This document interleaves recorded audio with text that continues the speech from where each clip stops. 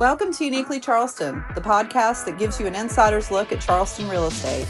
I'm Currie McCullough, the broker in charge of Uniquely Charleston Properties, and I'll be your guide as we dive into the trends, strategies, and local insights you need to succeed in this market.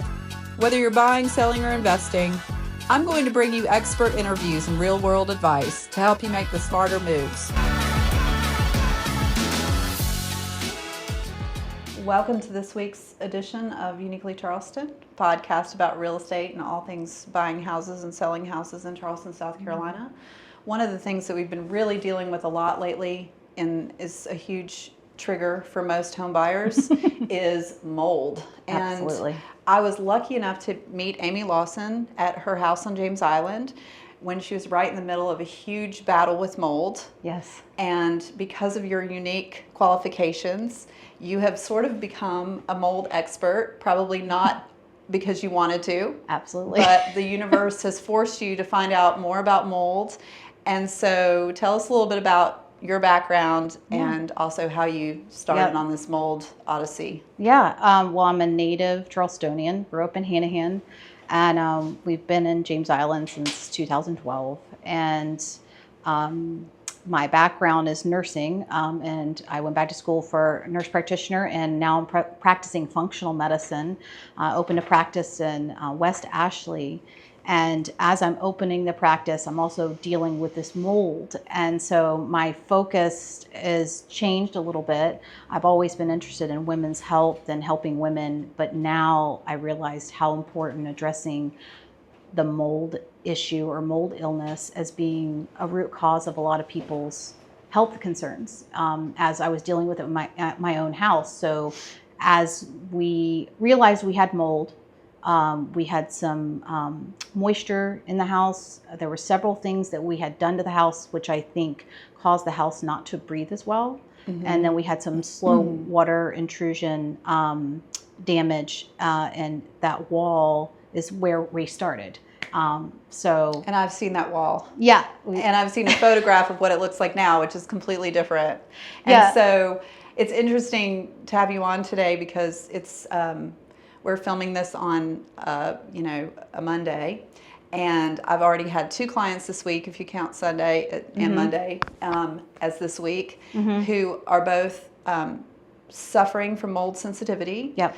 And have lived in houses that have made them incredibly sick. And so I'm going around showing them houses, and every house these 2 people who don't even know each other that just happen to be my clients right now, we're walking in houses and they're immediately looking for signs of mold. Right. And wanting to know how to make sure that this never happens to them again. Right. Because it's been such a miserable experience. Yeah. So you talked about things that had been done to your house. Yes. That were not maybe didn't cause the mold, but exacerbated the issue. Absolutely. So, before the 70s, houses were drafty and they would breathe. And with the energy crisis, we started to button up the houses, started to not have the airflow that we used to. So, yes, you have better heating and cooling, but there's a price to pay. Houses aren't breathing, they're not ventilating. And it's great to be energy efficient, but not at the cost of our health. So what we're doing is we're allowing the mold to take over an environment. Prior to this, outside mold has to compete for its ground, right? And so mold in the outside environment will produce mycotoxins to kind of keep their turf. And in the house, they don't have anybody competing for that space. So whatever mold takes hold of the space. And so what we have in the indoor environment is we have drywall, which is a great substrate for mold to grow on. And so it loves that and water. So we have to have humidity. You don't necessarily have to have a water leak, just high humidity levels can cause mold to grow. Which is caused by just our climate in general, and also not having breathability. Yeah, right. And this is such a struggle because I have always been a proponent of plaster versus sheetrock. I've always been a proponent of piers under a house instead of encapsulated crawl space or even the curtain wall. And it's interesting, my insurance company, when I first bought one of the houses that I own in the country, the house was built on piers, which is how they used to build houses. They were elevated a little bit high off the ground, and they had open piers with nothing underneath, no insulation under there, just wide open. And I called State Farm, and they said, we went out and looked at your house, and we can't insure it because you do not have anything protecting your crawl space. And I'm like, when those people in 1850 built that house, they built it that way so that it could breathe. So luckily, I contacted USAA, and they were able to insure my house for me, despite the fact that it didn't have any kind of encapsulation of the crawl space. So it's sort of like a damned if you do and damned if you don't in some ways. Right, and with the crawl space, and again, I'm not an indoor environmental specialist, but I've dealt with so many problems with our house that I've had to gain a lot of knowledge. You know, if you're going to have your crawl space encapsulated, make sure that it's done correctly, and it has a dehumidifier. And the other part is the dehumidifier running? Right. So a lot of times, if it's not put in correctly, your dehumidifier will burn out. Oh, I can't tell you how many houses I've had inspection reports come back, and there's a dehumidifier under there that hasn't been working in 6 years, and it's tipped over on its side or something like that. Like, people feel good because they had it done. They have it, but it's not working. Right. Yeah. And so tell me what happened to you that caused you to realize that you had a problem. Well, I think what started was the wall. Right. And so we called the insurance company. A friend of mine recommended we do that, and we've never dealt with insurance before. So we called the insurance company. They sent over a remediation company, and I didn't even realize he was with the remediation company. I thought he was from the insurance company. So I was so happy someone was there to address the issues. And he said, I'll be back tomorrow and we'll start work. Well, the problem was they didn't do it correctly. They didn't do a negative pressure room. They had an air scrubber, but it was blowing into the space. So if it's done correctly, it should be blowing out your window, so that it's not blowing spores all over your house. So you sent me an interesting quote from an article about people who do mold remediation, and it was super scary. I was shocked by it. It basically said that most people in South Carolina that are doing remediation have no experience. Is that the gist of it? Well, I think that they have very little practical experience. They may have taken a certification course that was very short that allows them to remediate. Like, what are we talking about? Mold. Like a week? Or I don't know, to be frank, but the people that are really in the industry have certifications, and there's several different certifying bodies that you can look up, and that's kind of what you want to look for when you're looking for someone that is going to do your remediation, that they have some kind of certification. And the company that I used in the beginning, I recently did look up the site, and there was no information at all about any certification for that company. Wow. When my son and I walked in the door, we were instantly sick. As soon as we walked in the door, we both didn't say anything to each other. We just after the remediation. This is when the day after, like the day of, sorry. And we walked in. We both had headaches. Both felt unwell, and that's when I started to really research. And I had listened to podcasts about mold before, and I had a general idea. But I think that there is some part of us that stays in denial because of the mold itself. The mold uses us as a compost. So the mold takes, you breathe it in, it colonizes your your airways, it colonizes your GI tract. So the mycotoxins are the off-gassing of the mold. I'm like picturing, Sigourney Weaver in Alien right now. Well, when we got the second company to come in and they started doing the sampling, so they would take like a square sample somewhere near the center of the room, and they all the way down to the subfloor, and they showed me the rooting of the mold. So not only was the mold on the wall, it was underneath all the floors and a lot of the walls. And so it was we knew it was a problem. We knew that it was making us sick. And as I started to research some of the symptoms of mold, I realized that was what was happening to us. but I just didn't realize how pervasive it was in my house. And the symptoms are pretty vague too, oh yeah, right? It's like a little bit of everything. And this may be TMI, but perimenopause has very similar symptoms. Interesting. To so mold you could toxicity. Just blame it on that. And I happen to be in that age bracket. So, you Same. know, yeah. So night sweats. Like not being able to remember people's names. Exactly. Frequent urination. So like things that happen in menopause, perimenopause happen with mold toxicity. Brain fog, you know, the respiratory symptoms like this chronic sinus congestion.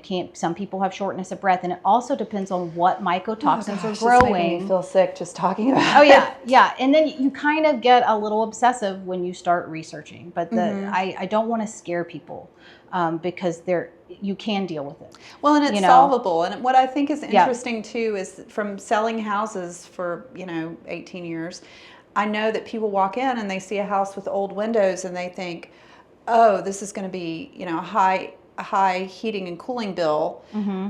So we'll replace them with plastic double paned windows, but that's not always the best. I mean, a lot of what we've been trained to think about, what makes a good house is also creating a perfect environment for mold. Yes. So it's a trade-off. Do you want to be a little bit chilly? Do you want to be a little drafty? Yeah. Or do you want to make yourself toxically ill? Yeah. We also encapsulated our attic, which is another thing I regret so much. Mm-hmm. But hard cell foam is very difficult to remove. So we're dealing with what we have. We're not going to remove it, but we totally took out our HVAC system and we've put back a new one. Mm-hmm. And it has an air scrubber and a whole house dehumidifier. Great. And there's differing opinions on that as well, whether you should have a whole house dehumidifier or you have a dehumidifier in the house. Mm-hmm. But I think every single person in Charleston should own a dehumidifier just in case. Right. And then another thing I would recommend is being aware of what your humidity levels are in your home. And you can buy a cheap little hygrometer off of Amazon to keep track of like where you're running, and for to keep mold from growing and for general health purposes, not just mold like viruses, etc. Being between 30 and 50% humidity is like the sweet spot. Okay. So I would say go right in 40, if you can. Right. Okay. Yeah. No one has those. I mean. Yeah. I didn't until all this. And so my client this morning said, so if I did buy one of these houses that sort of I can tell triggers me for mold a little bit. Yep. How do I inspect? Yes. So that's the tricky question. So you want to find an assessor separate from the remediator. That's the recommendation. Unfortunately, it's difficult here in this area, and I don't have a lot of resources for a separate assessor from the remediator. I used a company that's, I think, based in New Jersey called We Inspect, and they flew here to do my assessment. And that includes looking with heat sensors inside the wall, taking swabs, taking air samples inside the wall. So a combination of different sampling, not just in air sampling itself, because that will show negative so many times. And you may have someone that just does an air sample and they say you're fine, and that's not the case. But you do want to look for obvious signs of mold first, but then also if you smell mold, trust your nose. Yeah. And if you've ever been exposed to mold, you'll never go back. You will always be able to smell it. At the point that you smell it, is it too late? I mean, let me ask you this question, because this is what people ask me. Once you get mold in your house, can you get it out? Or is it just done? It's over with. You've got mold. No, I think the answer is yes, it can be taken care of. We will always have some small amount of Everyone mold, is going to have it. But what you want to get, there's an ERMI score, which is your environmental moldiness index score. Okay. That tells you the general moldiness of your house. If you are mold sensitive, you want to keep that down as low as possible. It goes up to 4. Okay. So you can do an ERMI test. There's a company called Envirobolomics, and we can link that. Yeah, we're going to have all of this information. Don't worry. It'll all be in the description of this podcast with all the resources that you've used, not being a environmental specialist, but someone who's personally dealt with it and kind of been through the ringer. My first step was doing the ERMI test. And it's kind of, if you know that you're going to remediate, you may skip that step because they're going to do it anyway. But if you just want to know yourself, it's a quick test. You can, it's a Swiffer test, and you send it off to Envirobiolomics, and then you'll get the results. And you can use that as evidence, for your remediation company. And you also help people remediate the mold once they've ingested it into their system, and they... Yes. Okay. So I joined a mentorship group with the 2 top mold specialists in the country that I'm aware of. Dr. Neil Nathan and Dr. Jill Krista are both mold experts. And through their training and studying, I have developed my own protocol for treating my family. And I also want to treat patients who are suffering from mold toxicity. So if you have, if you're like this client that I was with on Sunday, and you have children who you feel like are not attending school because they're so sick. Yeah. And you need somebody to get advice from, you've got information for people like that who are literally suffering, even though they've removed themselves from the environment. Absolutely. Because I think a lot of people feel like the minute they move, they're going to be okay. Right, and that's not always the case, and depending on what mycotoxins they have in their body. Gliotoxin is one that passes the blood-brain barrier, and so the neurological manifestations are the slowest to heal. So you've got to be patient, and so you can detox the body. I would recommend that you work with a practitioner that is mold literate. If they're not, then they probably won't be able to help you, but I'm happy to help anyone in the Charleston area or in South Carolina if they need help. If you can't afford to see a practitioner, I would recommend getting a couple of books to kind of educate yourself and see what you can do on your own. And you'll give us that information. Yes, too. absolutely, Great. absolutely.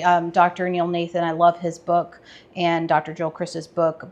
She actually wrote that book when she was personally dealing with mold in her home, and so she said her brain fog was so bad when she was writing the book that she had to write it very simply. So I think it will help. Understandable. Yeah, because that's the other problem when you're dealing with mold toxicity. It's very difficult to have a plan to initiate change because you have the mold and it affects your ability to think, to make your executive function is affected.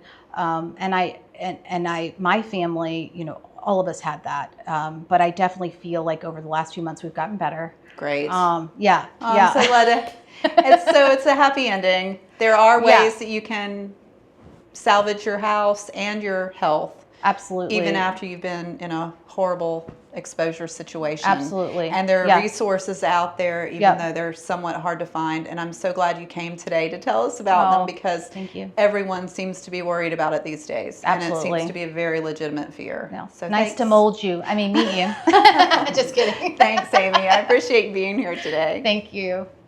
So on the podcast today, I have Dexter Wilson from Wilson's Exterminating. And Dexter and I have known each other for a really long time. Yeah. I've been in real estate 18 years, and I think I've been using Wilson since almost day one. Yeah. Seems like it. Anyway. Yeah, for sure. As long as I've been involved with the family business, and that's been 12 years. So. And it's so interesting to me that a lot of the people that I really consider my best resources in this business are multi-generational family business owners who have learned a lot of tricks of the trade from their parents. Yeah.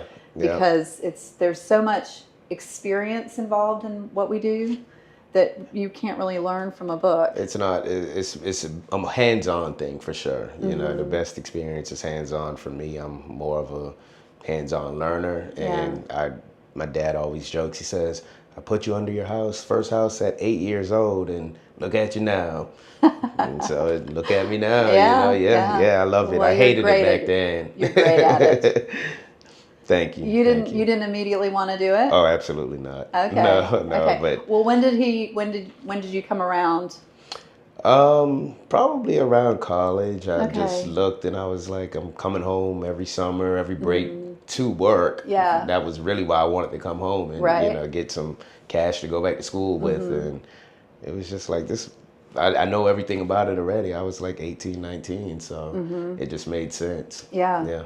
Well, and we were just talking about how you know, Charleston doesn't get old. Even growing Absolutely. up here, it was so funny to me when I was in college. All of my friends were like, for the most part, at the College of Charleston at that time, we were a lot of locals. Yeah. And the overriding theme was that we were all like, we're going to get out of this place. We're going to go somewhere else. That's and what then, you think. And then everybody went somewhere else and then came back. Yep. Because we had no idea how good we had it. Absolutely. And I kind of got an inkling when I started looking at colleges, because after, you know, spending all this time here, growing up here, I sort of wanted to go somewhere else. And then I started looking at other towns and other colleges and realized, you know, I've got so much in my backyard. I'm so spoiled. Yeah, it's hard to find anywhere that compares, that has such a mixture of everything that I enjoy doing. You know, restaurants, just the historic value of Charleston, as well as the beach and everything else. It's hard to find it anywhere else. Yeah. Does your grandmother still live on Simmons? Yeah. Well, no. Well, we still have the house on Simmons. I apologize, but she passed away 3 years ago. Oh, I'm sorry to hear that. Yeah. So well, it's great that you were able to retain that property in such a incredible location. Yeah. It's a nice area, and don't ever look to get rid of it for sure. I wouldn't think so. Yeah. No. I won't be calling you about listing it. No. Well, today's theme, somewhat with the podcast, is things that can destroy your house. We were talking about mold earlier, and I'm so glad you were able to come on, because not only are you my go-to guy on all things pest control, and also CL 100 reports, which is a really important aspect of home buying, but also termites obviously are one of the things that kind of taking the good with the bad, I would say, in Charleston. Absolutely. Termites are the bad. One of the worst. Yeah. So we were talking about, you know, worst case scenarios earlier. So do you have an example of like a really bad? There's been, horrible situations that luckily I haven't been a part of, because that can be a bit pricey for the company that's involved. Sure. But I've seen some terrible things. There was one just recently that I was doing. I have the contract on the house next door to it on Daniel Island. And this house, it was probably a $2.5 million house. And so not a cheap house at all. And the termites did over $1 million worth of damage to it. They had to take this house all the way down to the studs. Oh my gosh. Beautiful house too, but the termites just tore through it. Formosan termites will do extensive damage in a pretty short amount of time. How long do you think it took them to do $1 million worth of damage? Oh man, it's hard to tell for sure, but just in preparation to today, I did, just always like to kind of look up fun facts, and this was one that I didn't know. Termites can eat over 1,000 pounds worth of wood in your house every year. So 1,000 pounds per year. So about 1 to 3 pounds of wood they can tear through within your house. So holy smokes. You look at a termite problem that's going for 5 years in your house, and you've got some pretty significant damage. And a lot of times you don't really see the damage until it's starting to get pretty bad. Right. Which is why you want to have termite prevention in order to get ahead of those problems, so you never get them in the first place. Well, unfortunately, termite prevention is not created equal. No, it's not. In fact, I have a client who called me the other day, and she said, I think something's wrong with my house. And I went out there, and her eaves were infested. And her company, whose name I won't mention, but probably the one that you would think of if you thought about the termite company. We're all friends, so I don't speak bad on any of them. I'm not trying to disparage anybody, but they said that the bond only covered ground termites and not swarming termites. And so basically she was left to do $6,000 worth of repairs without any recourse. Yeah. So, with termite bonds, they can get very detailed in what's covered and what's not, unfortunately, because there is so many factors that can go into termite infestation that starts above ground, such as an aerial infestation. A lot of termite warranties will not cover termites unless they come from the ground, because we can't control termites if they're not coming from the ground. Right. When we treat, we're treating at the ground level, because the thought process is most termites, especially the ones that you don't want, Formosan termites, are going to need a source of water. They can live off of a very small amount of water, but they're still going to need a source of water. So they can swarm in, meaning Formosan termites, and if you have rotten wood or some moisture issues with the wood, then they can live off of that without ever going down to the ground for that water source. Wow. So yeah, so with that, Like sweating air conditioning ducts. so, I mean, very small, a small roof leak, which you just wouldn't see it, unfortunately, and there's no prevention that we could do for that. Right. But if all of the moisture issues in the house are tight, and the termites have to go down to the ground, and the house is treated correctly, they have to go down and hit that chemical or hit that bait station and take it back up to the colony. Got it. And so Formosan termites, so they don't go into the ground, is that what you're saying? They do go to the ground, but if they have a water source above ground, they can sustain themselves just off of that water source. So whereas with subterranean termites, they almost always have to go to the ground. Okay. Yeah.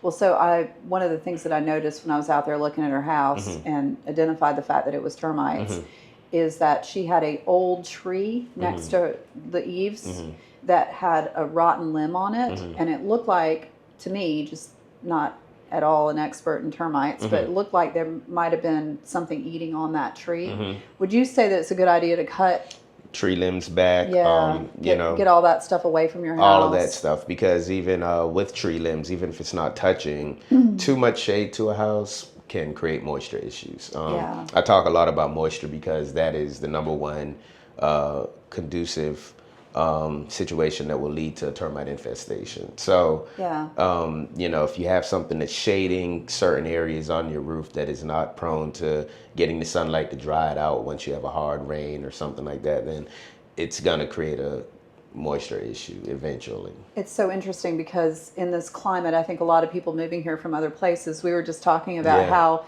you're in a neighborhood where you're a little bit of an outlier because you're actually from here. Absolutely. And everybody else is from somewhere else. And my other friends said, well, where are they from? Are they from Ohio? And I think that was a long time ago. Yeah. There was the lady on the bridge that carried the sign that said Ohio 600 miles that way. That was on the Post and Courier. Yeah. So, but now I think people are coming from all over the United States, and people, for example, from California are coming here, and that's a dry, arid climate, so they don't know how to prepare for any of the things that we have to deal with this humidity. Absolutely. Because humidity is water in the air. Absolutely. So, which is why we have drywood termites down here in the older houses and buildings in Charleston, because it is very humid. It's older wood, which will lead to drywood termites eventually. And those things are terrible. Well, they're definitely the most expensive to get rid of. Anytime that's the tenting. That's the bagging. Yeah, once you get into that realm, you're spending some big bucks. Okay, like give me an example. What am I looking at? If I have to tent my house that I was talking to you about earlier. Yeah. So it all depends. We don't do it. There's only about maybe 2 companies, I believe, right now, currently in Charleston that does it. We refer a company out of Myrtle Beach, and they come here to do it. But it all depends on the size of the house and how extensive the issue is. But you could be looking at, on the cheap end, $10,000, and it can go up $50,000, $60,000 pretty easily. And then while that's going on, you can't live in your house, obviously. No, you have to be relocated for about a week usually. A week. And so what are they putting in there? What kind of chemicals? I'm not exactly sure. I haven't done a lot of research because, once again, we don't do that kind of treatment. But it is a fumigation treatment that is literally getting into the cracks and crevices of every part of that house. And the good thing is it's going to kill everything. So if you had a roach problem, those are going to die. Yeah, if you had a spider problem, those are going to die. So it's like bombing your house. Pretty much, yeah. It's the closest thing to when people call and say, I need to get my house bombed. That's the closest thing you're going to get to a bomb, yeah. Got it. Yeah. Well, I mean, I think these are some of the things that people are most afraid of when they buy a house, like as a homeowner. And I think one of the things that people don't like to do is crawl underneath their house. Absolutely. And I used to tell all my first-time home buyers, like when I first started real estate, you have to crawl under your house once a year. And people would look at me like I had lost my mind. Yeah. But, you know, if you're not going to crawl under it, somebody needs to. And, you know, it's one of those things that it's a necessary evil here in Charleston. You have to have yearly inspections done.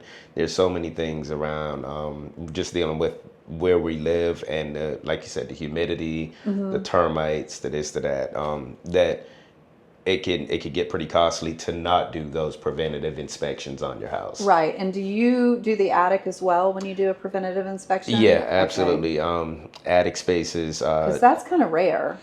Yeah, it should be done, in my opinion. It should be done.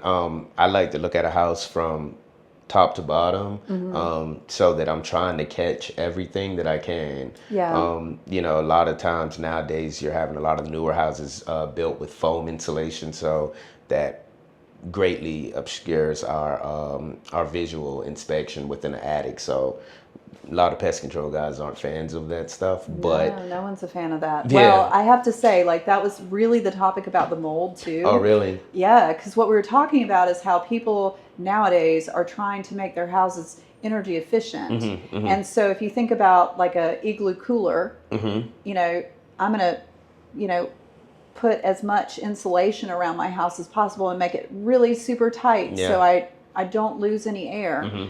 But then you create this environment that like is an incubator for mold. Absolutely. And it also can be an incubator for moisture. Yep. And it also can be an incubator for termites if you're not careful. Because termites will hide within that stuff. With a moisture issue, they can use that same moisture issue and run Just for create a little years and years and nest. years, and we would never see it. And then by the time you see it, it's way too late. It's horrible. Yeah. And so you get a really low power bill, but then you have to replace the substructure. What you save on the power, you're going to spend somewhere else for sure. Yeah, so it used to be in Charleston, we talked a lot about repair bonds. And I remember when I first got my license back in 2007, all the buzz was whether or not people were honoring repair bonds. I don't really think anybody does a repair bond anymore. Yeah, that's a sticky situation in our industry. You know, the problem is with repair warranties, which is one of the reasons why we don't put them on any houses unless the house, for one, is less than 5 years old and has to meet a bunch of different standards for us to put that on there. One of them being no foam insulation.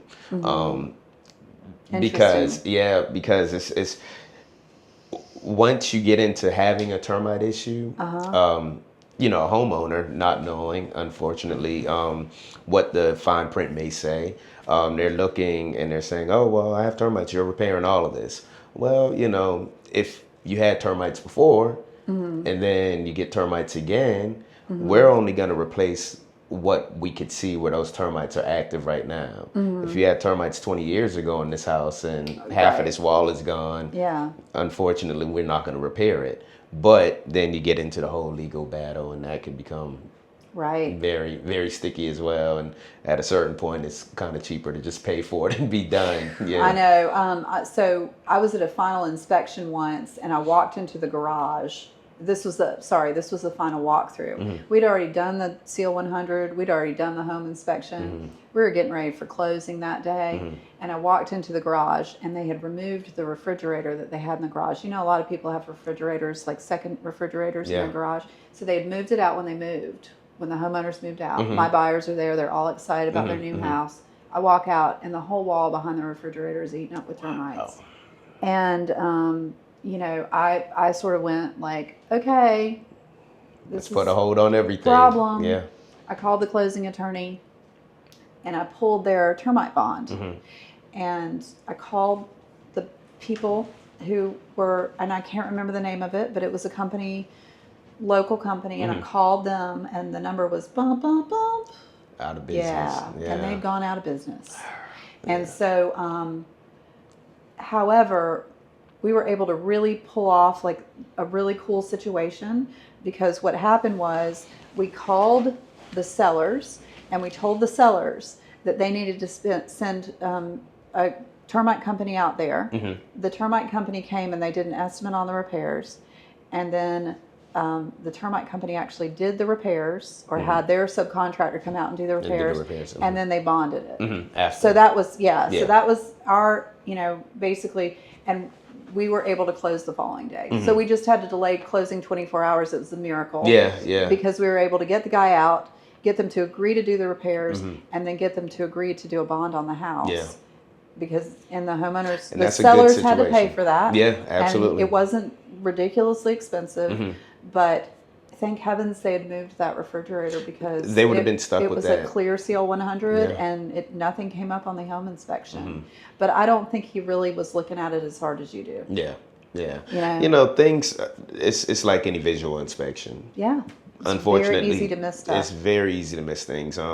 And termites could get into areas so small you'd never even think to look at those areas. That's why it is always important to have not a new just fly-by-night company come in and do your inspections. You want somebody, and preferably Wilson's Exterminating, but it's a lot of good companies out here who have a lot of experience with this kind of stuff, but you just don't want Uncle Bob's Pest Control coming in and you don't want a tech who just got hired last week who doesn't have experience. No, unfortunately, this is truly a profession that you have to have a lot of experience with, seeing a lot of different stuff in order to know more than what they're just teaching you within classes to look out for. Right. Well, and it's just like, you see a little dust somewhere, and you immediately, once you've seen that kind of, you know exactly what it is. It's either powder post beetles, it's drywood termites, it's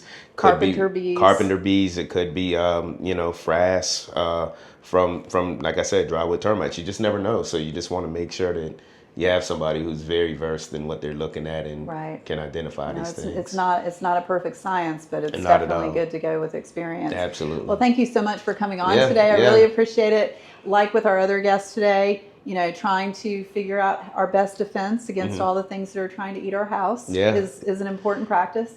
And we'll give all of the information on how to reach out to Wilson's Exterminating Service. All right. In the podcast. I appreciate your time, and I appreciate you inviting me on. Thanks so much, and it's been a pleasure to work with you. Awesome. Right. Thanks. Bye. Wow, so that was a pretty incredible podcast today. We had Amy, who's the mold expert, and we had Dexter, who's the termite expert, and they really kind of had a lot of information. Yeah. What did it what did it change for you in the way that you look at houses, and the next time you walk into a house, what are you going to be thinking about?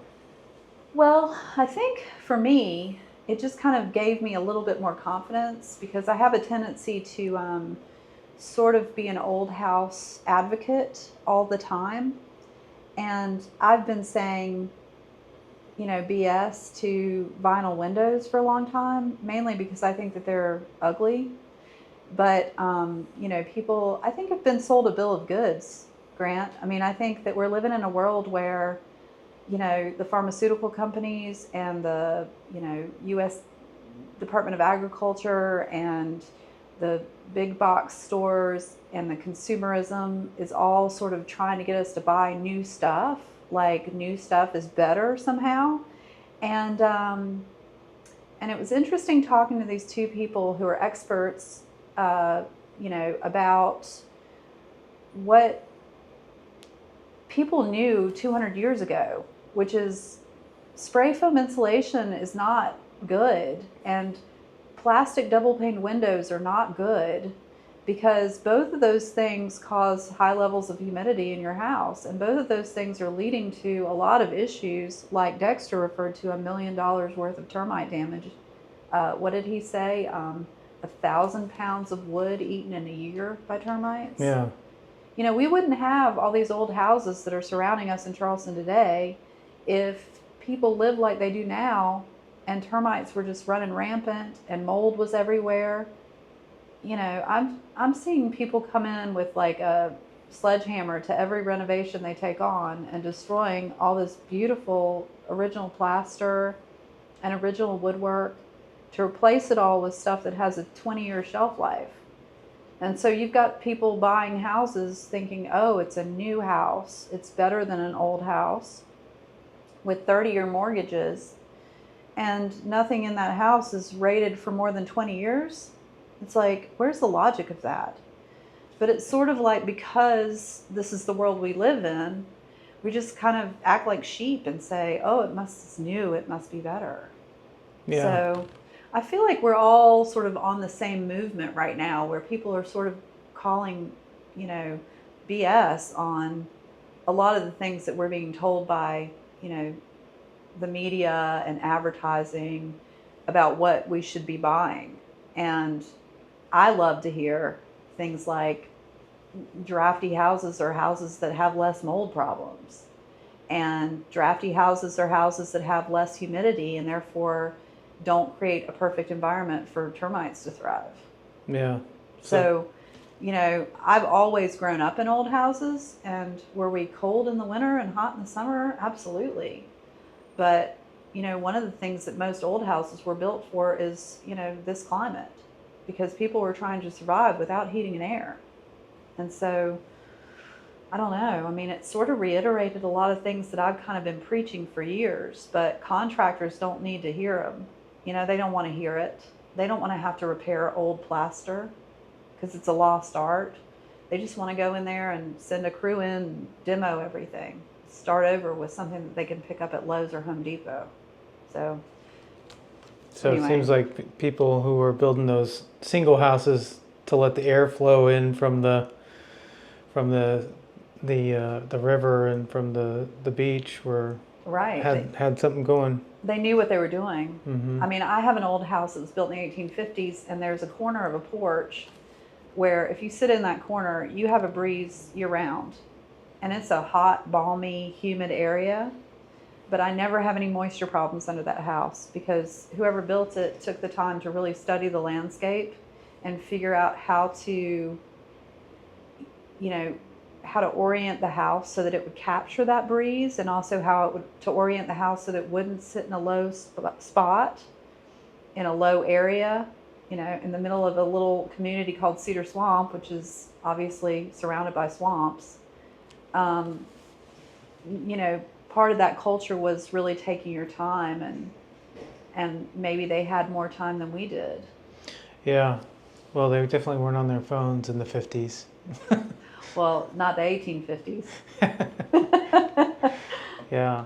But you were saying earlier that even a 1950s house in Charleston, you're not going to be able to get that cheaper than a brand new construction home anyway because of the value of the lot. Well, it depends on where it is. So obviously, as Charleston's grown, it started as an old city with a wall around it, and it was really close to the wharf, close to the water, close to the port, and then it expanded. And as it expanded over the years, anytime there was a building or population boom, there was a new area or new neighborhood that the trees get cut down, the houses get built.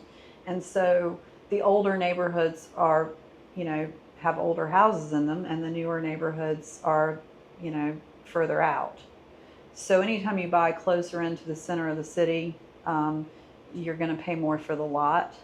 Now there's some areas that I love to put investors and home buyers in that are kind of undiscovered. And I actually showed 6 houses in one of those areas today. And there's some great older houses up there, like houses that really builders can't even afford to build. So the new neighborhoods don't have the lumber, they don't have the construction capabilities, the details that these houses that were built even in the 70s have. And then, they definitely don't have the big lots and the oak trees and the water views and things like that. So you can still find them in Charleston for cheaper than you can go out and buy a house on a postage stamp lot in a cookie cutter neighborhood. That's another thing, is that back then the land wasn't as valuable so that they could build on a big lot. And now, said to a friend of mine who's a builder, works for a builder, you know, I've got a client that is convinced, because he's terrified of mold, that he wants to be in a new house. So tell me which neighborhood in Somerville that's a new construction neighborhood has old trees, big lots, and, you know, good square footage. And he said, none. Like, that doesn't exist. So, you know, we're living in a time of consumerism where people are just wanting everything to be new, and that's not necessarily the right way to go. And you were saying how this tendency to kind of ball it up and throw it away, you know, and being sold a bill of goods about what's best for the environment is low energy bills. But oh my gosh, the environmental movement is more about consumerism than the environment. Like, if you don't know that, what have you been paying attention to? I remember driving past a condo complex, and they had taken all the toilets and set them out for the trash to pick up. So there must have been like 100 porcelain toilets sitting on the side of the road, because they were upgrading their toilets to low flow. And so the environmental impact on creating a toilet or porcelain is so incredibly damaging.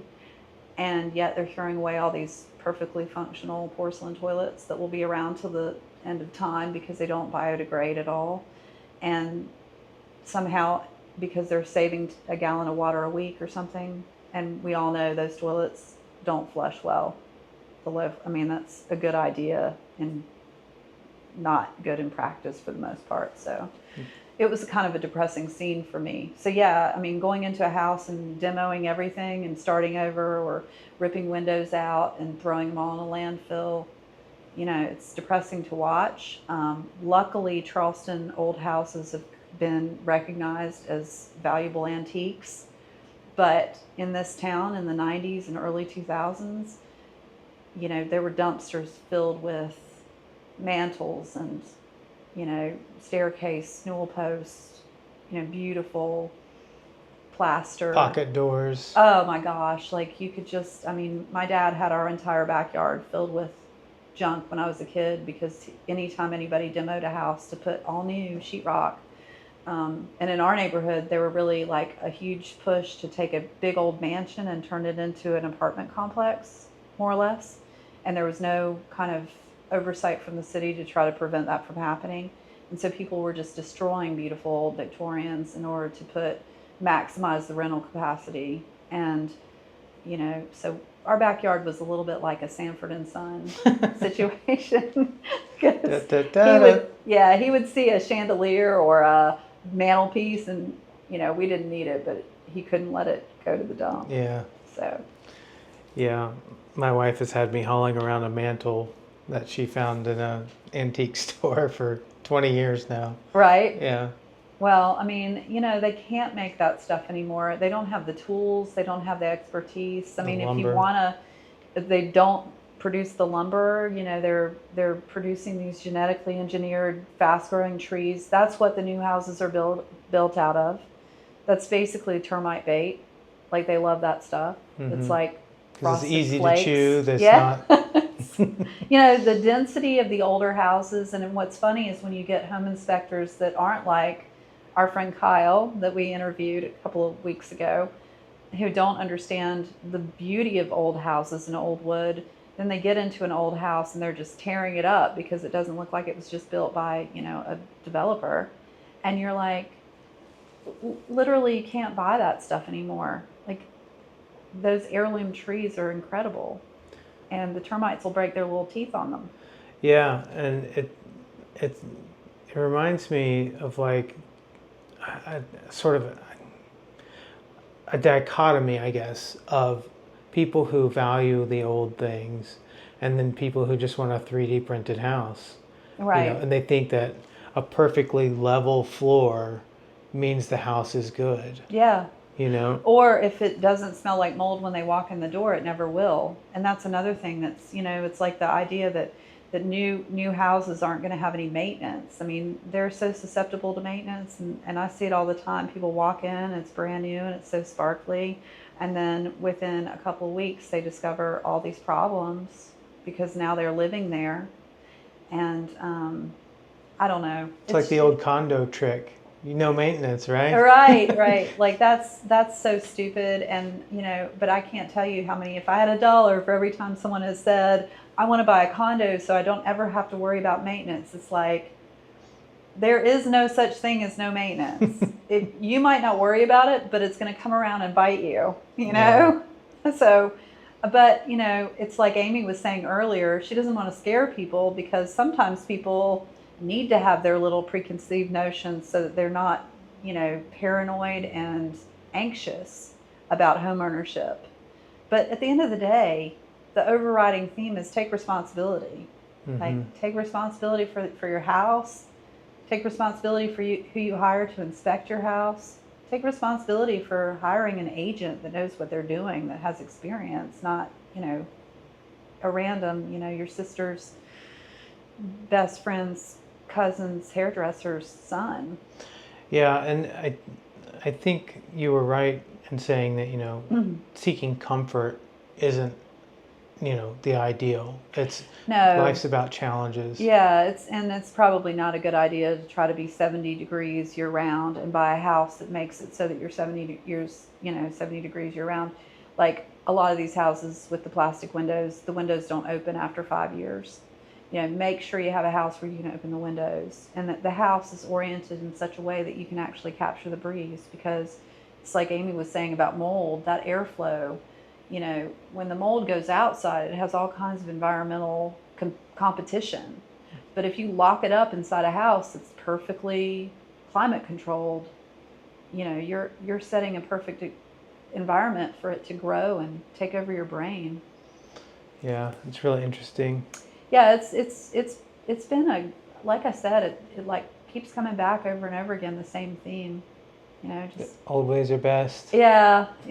Or at least better than what we have now. Well, I definitely think that there's nothing like living in an old house. And if you've ever sat on a Charleston single house porch while it was rainstorming in August, like there's nothing better. And, and that's why I always try to encourage people to live downtown too and live in an old house for a while. Mm-hmm. You might not want to own one because it's kind of like owning a horse. Yeah. Except my grandfather used to say, never buy anything that eats while you sleep. But old houses are, definitely labors of love. Like boats, probably more than horses. But yeah, they're an incredible thing to live in if you get the opportunity. Great. Yep. So it was a fun day. Yeah. Looking forward to the next one. Me too. That's it for this episode of Uniquely Charleston. Thanks for listening and being part of the conversation. If you found this valuable, be sure to subscribe so you never miss an episode. And if you're thinking about buying, selling, or investing in Charleston, reach out and I'd love to help. Until next time, stay smart, stay sane, and stay uniquely Charleston.